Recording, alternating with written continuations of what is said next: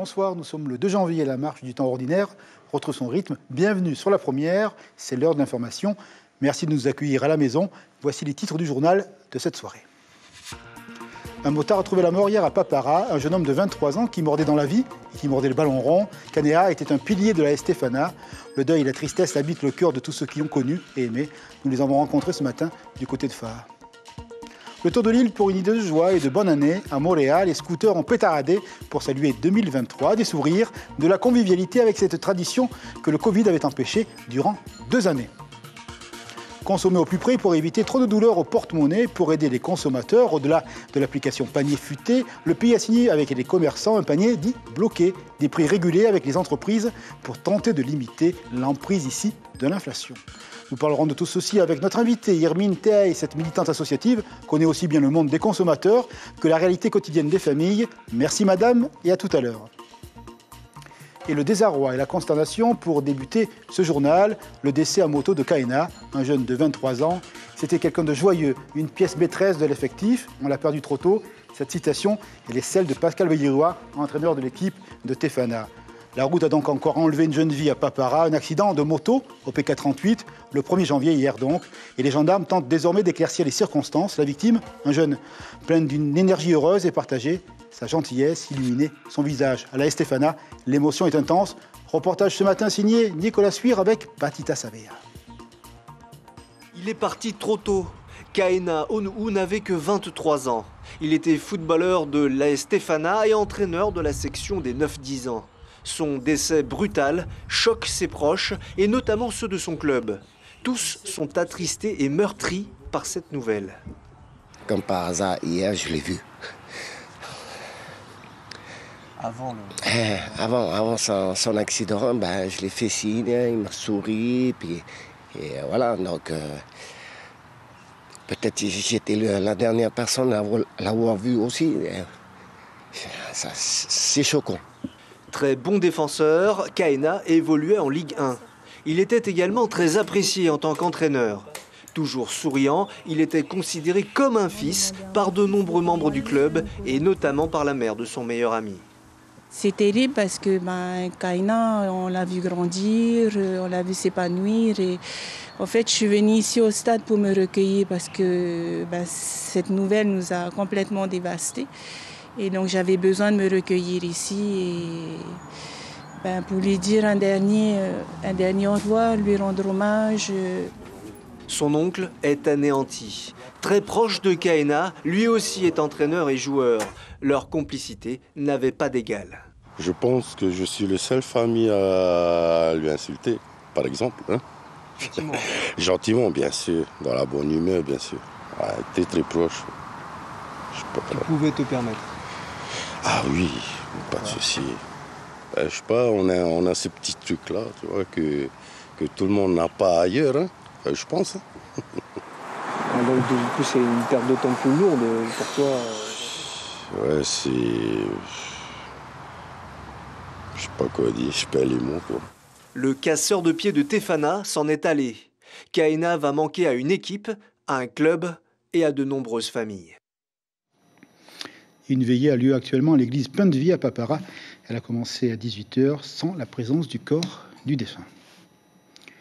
Et les traditions ont renoué après la période restrictive liée au Covid à Montréal.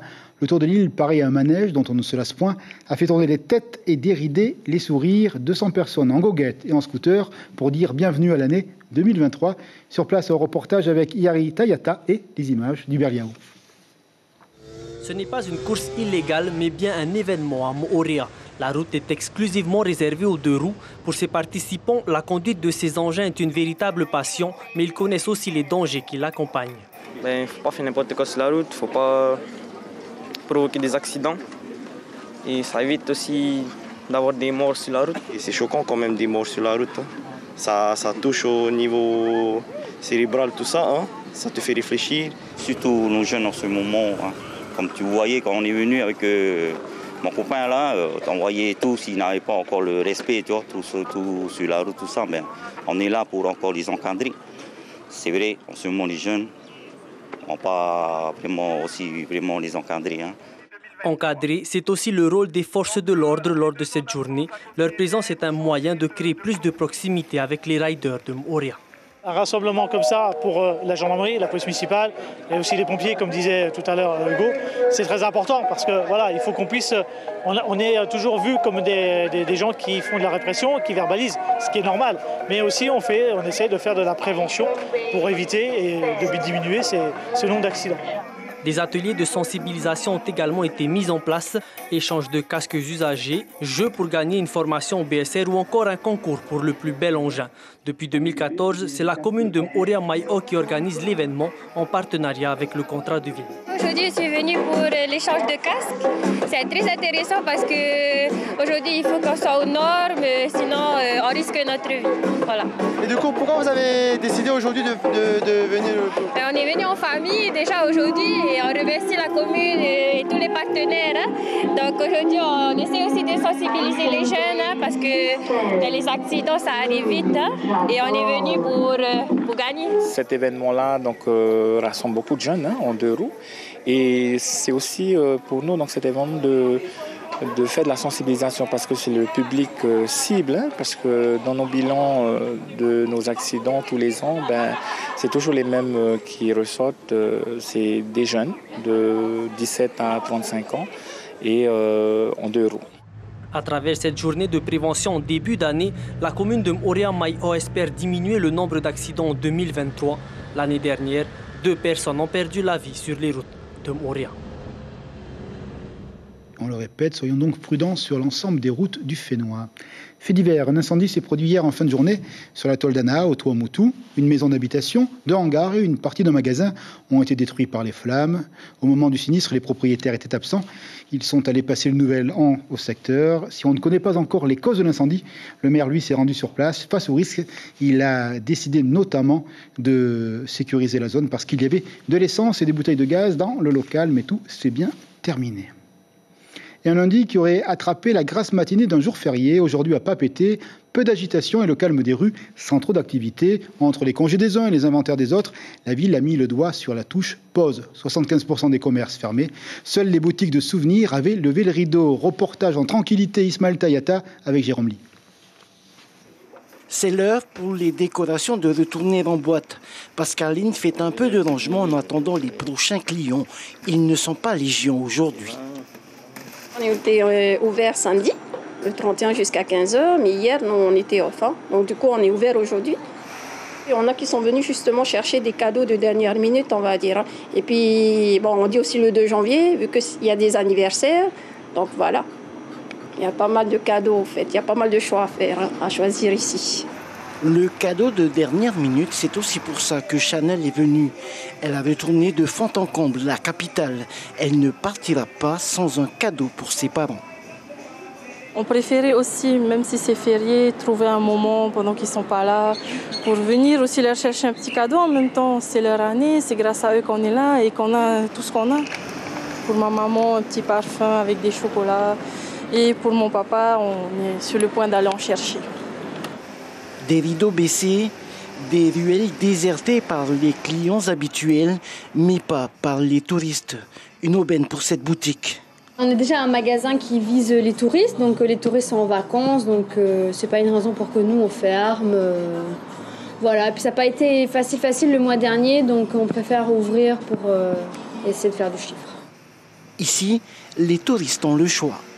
Ça va dépendre des clients, mais ça va être beaucoup des t-shirts, comme ce qu'on fait, la marque Inano. Et après, ça va être des petits cadeaux comme des magnettes, des choses comme ça. Voilà. La poste, les banques et les administrations sont fermées. Elles devraient reprendre du service dès demain. Le marché Mapuro Papeete, lui, en revanche, rouvrira ses portes vendredi. Et les bouchons ne devraient pas tarder à revenir ici dans l'agglomération de Papeete. Consommation, le panier prix bloqué va rentrer en vigueur pour les commerçants participants avec cette nouvelle année 2023. L'accord, vous le savez, a été signé entre le ministre de l'Économie et la Fédération Générale du Commerce.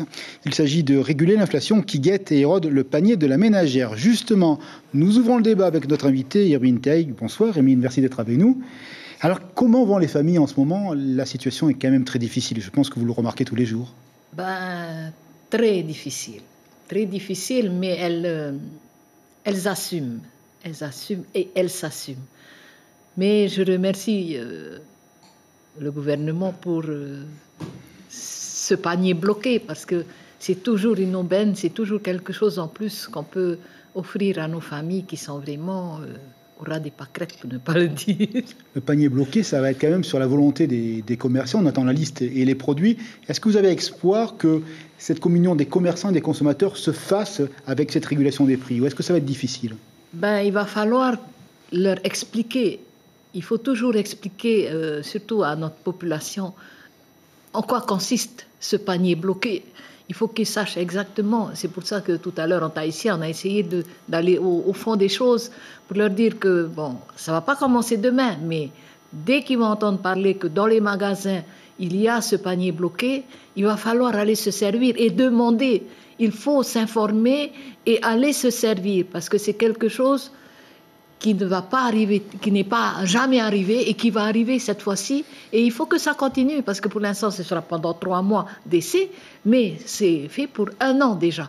Et si ça marche bien, et si on remarque que ça apporte un peu plus de force aux familles, pourquoi pas continuer? Bon, mais pour l'instant, il faut absolument que ce panier bloqué soit utilisé par les familles qui en ont besoin. Parce que quand ça va commencer, il y aura une étiquette sur le magasin qui signifiera que le magasin participe, des paniers bloqués. Mais l'inquiétude qu'on peut peut-être avoir, est-ce qu'à votre avis, tous les magasins vont participer, ou est-ce que les petits magasins, ceux où on peut encore laisser l'ardoise, donc des dettes, est-ce qu'ils vont pouvoir participer par rapport à leur structure économique? Ce n'est pas l'inquiétude qu'on peut avoir, notamment dans les districts?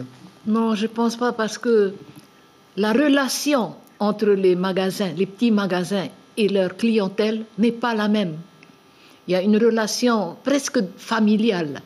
Et donc, les commerçants, les petits commerçants, même si ça va leur peser, ils vont jouer le jeu. Parce qu'ils savent à qui s'adresse ce soutien. Je ne veux pas dire une aide, je dis c'est un soutien, parce qu'on va payer tout de même. Donc, il faut arrêter de dire non. C'est une participation active des 2 côtés. Je ne pense pas, mais j'espère qu'on va augmenter, on va faire un peu plus de produits dans ces petits magasins, parce que c'est là où les familles qui sont payées à la semaine peuvent encore demander à faire crédit pendant au moins 1 mois. Est-ce qu'il faut une éducation à la consommation? Votre association, notamment avec les dames, travaille beaucoup sur cette question-là.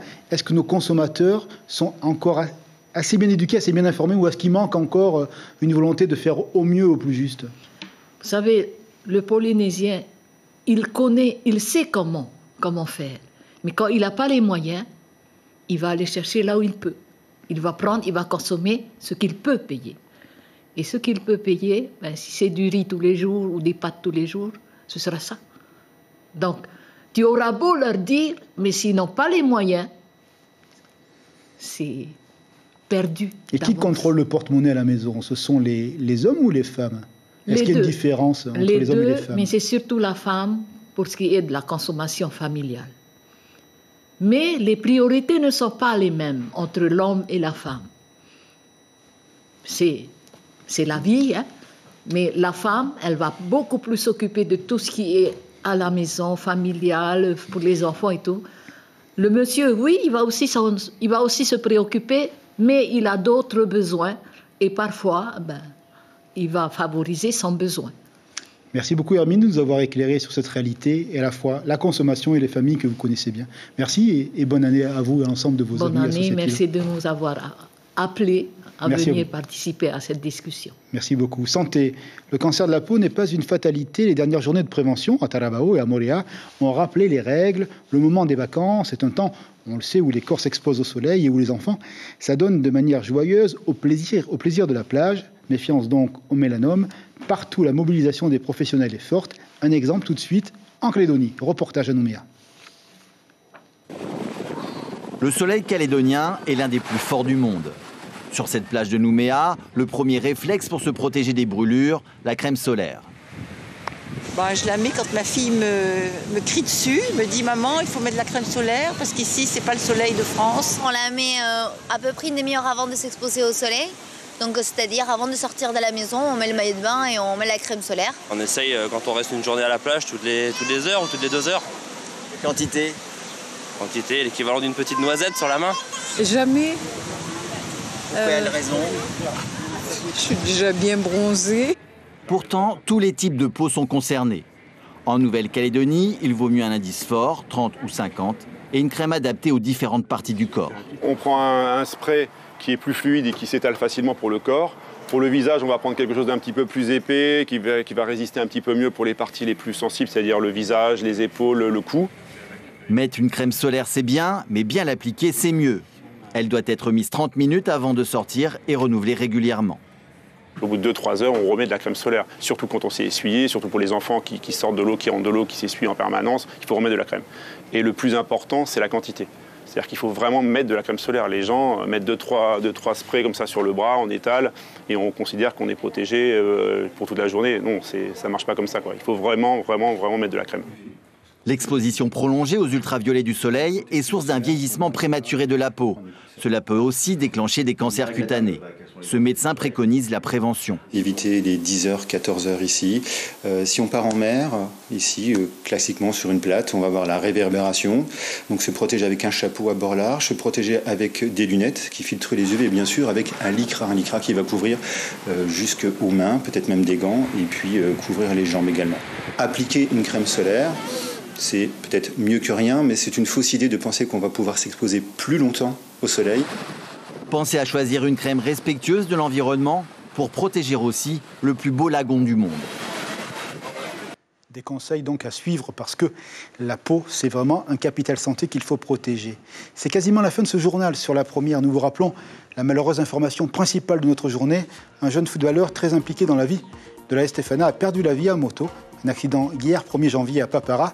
Les gendarmes tentent d'éclaircir les circonstances. Ce jeune de 23 ans laisse derrière lui une famille et un club accablés par le chagrin et la tristesse. Une belle lame les a quittés. Une veillée est en cours pour lui du côté de Papara. Condoléances à la famille.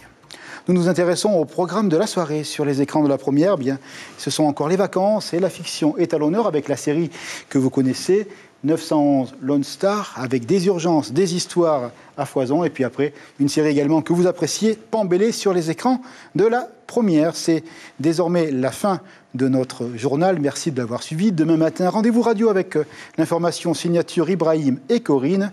Merci de votre fidélité. L'ensemble des équipes de La Première vous renouvelle l'idée de belle année. Félicité, santé, prospérité. On se retrouve nous demain soir pour le journal en français. Belle soirée sur La Première. Douce nuit. À demain.